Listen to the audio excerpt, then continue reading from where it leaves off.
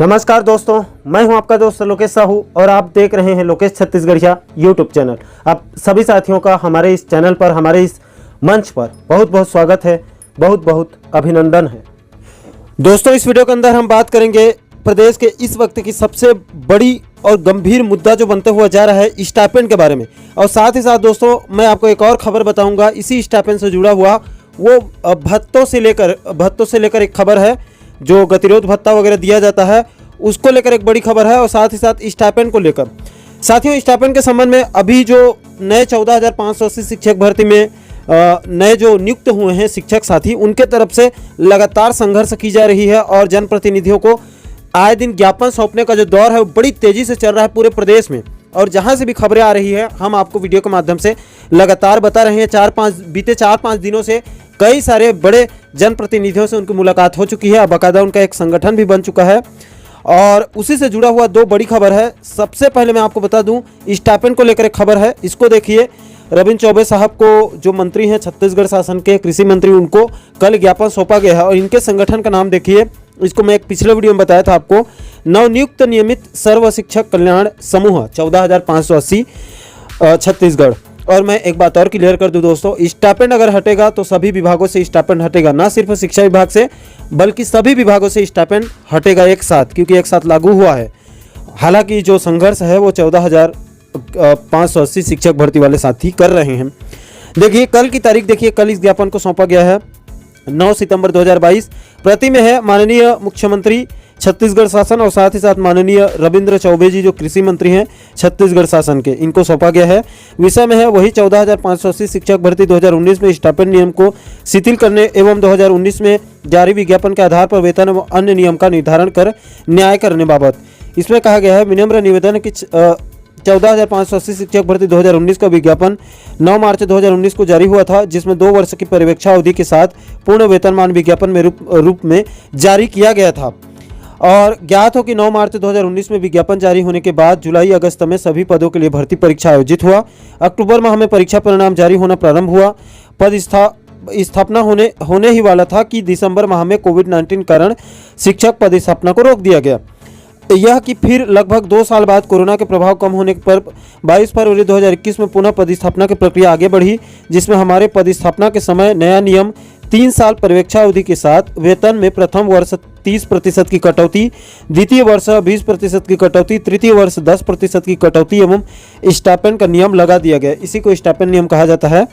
चूंकि स्टाइपेंड वेतन कटौती और 3 साल की पर्यवेक्षा अवधि 2020 में कोरोना के कारण जारी किया गया था और हमारी शिक्षक भर्ती 2019 उससे पहले की, इसीलिए इस नियम को हमारे शिक्षक भर्ती से हटाया जाए, ये कहना है। यहाँ पर हस्ताक्षर देखिए जो उनके कार्यालय का, जहाँ पर मंत्री महोदय को सौंपा गया है। ये तो हो गया दोस्तों स्टाइपेंड को संबंध में। इसको हटवाने के लिए लगातार संघर्ष तो चल ही रहा है, लेकिन बहुत सारे लोगों के द्वारा, नए अभी जो कर्मचारी और शिक्षक साथी उनकी तरफ से कमेंट आ रहा है कि सर हमारे वेतन को तो काटा ही जा रहा है स्टाइपेंड में, लेकिन साथ ही साथ जो भत्ते हैं उसको भी काट दी जा रही है। तो मैं बड़ा हैरान हो रहा हूं दोस्तों, क्योंकि देखिए जब उनकी नियुक्ति हुई थी तो नीचे में एक लाइन लिखा था कि 3 साल पर्यवेक्षा अवधि में स्टाइपेंड लागू रहेगा, लेकिन बाकी जो अन्य भत्ते हैं वो बराबर शासकीय सेवक की तरह आपको मिलेगा। लेकिन अभी वो भी नहीं दिया जा रहा है कई सारे जिलों में। उसके लिए भी एक मांग पत्र सौंपा गया है डीपीआई में। इसको देखिए, इसको पढ़ेंगे तो आप अच्छे से समझेंगे। देखिए, प्रति में है संचालक महोदय, लोक शिक्षण संचालनालय, इंद्रावती भवन, नया रायपुर। विषय में है 9 चयनित शिक्षकों के वेतन और भत्ते संबंधी विसंगतियों को दूर करने हेतु निर्देश जारी करने बाबत। महोदय, विषय अंतर्गत लेख है कि प्रदेश में 14,580 पदों में भर्ती में चयनित शिक्षकों की पदस्थापना लगभग पूर्ण हो चुकी है। महोदय, ज्ञात हो कि सभी 9 चयनित शिक्षकों के नियुक्ति आदेश में वेतन एवं भत्ते संबंधी स्पष्ट निर्देश उल्लेखित है। उसी को मैंने बताया, नीचे में उनका उल्लेख है कि प्रथम वर्ष मूल वेतन का 70% दिया जाएगा, द्वितीय वर्ष मूल वेतन का 80%, तृतीय वर्ष मूल वेतन का 90%। यह स्टाइपेंड नियम देय होगा, परंतु उक्त अवधि में समस्त भत्ते शासकीय सेवकों की तरह मिलेगा, शासकीय सेवकों की भांति देय होंगे। स्पष्ट निर्देश होने के बाद भी अलग अलग जिलों में अलग अलग वेतन भत्ते दिए जा रहे हैं, जिसकी कुछ प्रतियां संलग्न हैं। महोदय, हम नव चयनित शिक्षक आपका ध्यान इस ओर आकर्षित करना चाहते हैं कि स्पष्ट रूप से समस्त भत्तों को शासकीय सेवकों की भांति दिए जाने का निर्देश होने के बाद भी बहुत से जिलों में महंगाई भत्ता, गृह भाड़ा भत्ता, गतिरोध भत्ता तथा अन्य प्रकार के भत्तों में भी 70, 80, 90% की कटौती की जा रही है। यानी कि दोस्तों DA HRA वगैरह में भी इनकी कटौती कर दी जा रही है 70, 80, 90%। ये बहुत गलत है दोस्तों, बहुत गलत हो रहा है, जिससे हम 9 चयनित शिक्षकों को पूर्व में ही कोरोना काल के कारण पदस्थापना में विलंब होने से आर्थिक क्षति, उसके बाद उसके उपरांत स्टाइपेंड में आर्थिक क्षति और अब भत्तों में होने वाली कटौती से भी आर्थिक क्षति हो रही है। यानी तिहरी मार पड़ रही है नए जो शिक्षक हैं या जो नए कर्मचारी अभी लग रहे हैं उनको। अतः महोदय से करबद्ध निवेदन कि हमारे आवेदन में सहानुभूतिपूर्वक विचार करते हुए सभी प्रकार के भत्तों में की जा रही अनावश्यक कटौती को बंद करने और प्रदेश के सभी 9 चयनित शिक्षकों को एक समान वेतन भत्ते जारी करने का निर्देश जारी करने की महती कृपा करेंगे। इसके लिए प्रदेश के सभी 9 चयनित शिक्षक सदैव आपके आभारी रहेंगे। नीचे देखिए, धन्यवाद।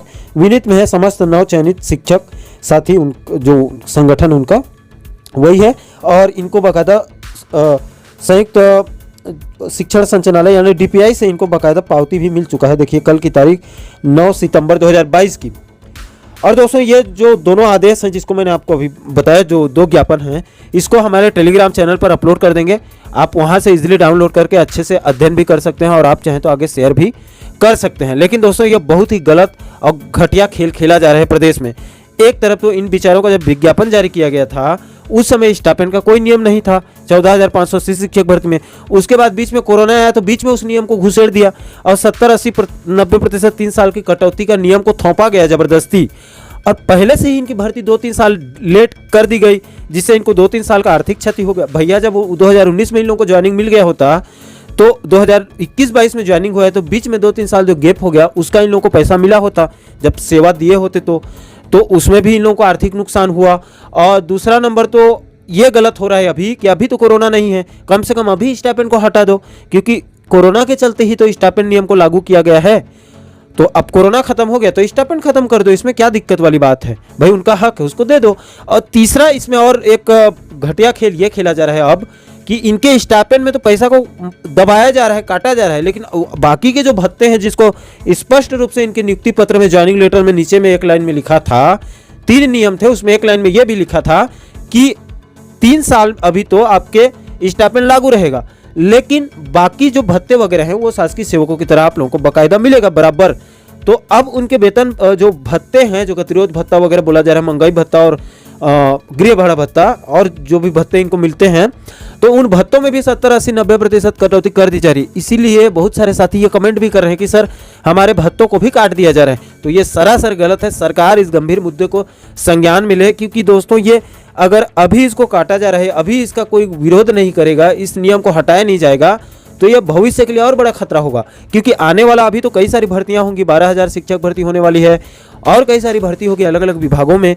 तो वहां पर जो अभी बेरोजगार साथी हैं, जो नए कर्मचारी होंगे लगेंगे, तो उन लोगों को जाहिर से बात है इन दिक्कतों का सामना करना पड़ेगा। इसीलिए ये वर्तमान के साथ साथ भविष्य के लिए भी बहुत बड़ा खतरा है। इसीलिए मैं इस मुद्दे को लगातार उठा रहा हूँ ताकि शासन प्रशासन संज्ञान में ले और इस नियम को खत्म करे, स्टाइपेंड नियम को अब 100% वेतन दे, जिसका ये नए शिक्षक साथी कर्मचारी साथी हकदार हैं। बाकी दोस्तों आपकी क्या राय है?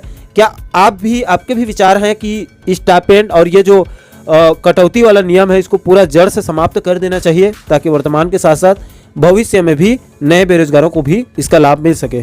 आपके जो भी विचार होंगे आप नीचे कमेंट सेक्शन में अपनी प्रतिक्रिया जरूर दीजिए और साथ ही साथ स्टाइपेंड से जुड़े पल पल के अपडेट को बारीकी से समझने के लिए हमारे साथ आप बने रहिए। तो दोस्तों आशा करता हूं कि आप इस वीडियो के माध्यम से पूरे मामले को अच्छे से समझ गए होंगे।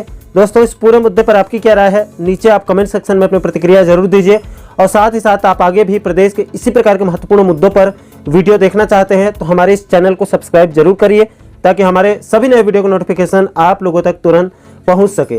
दोस्तों इस वीडियो में फिलहाल अभी के लिए इतना ही, मुझे दीजिए इजाजत। मैं मिलता हूं आपसे एक और महत्वपूर्ण मुद्दे के साथ, तब तक के लिए जय हिंद, जय छत्तीसगढ़।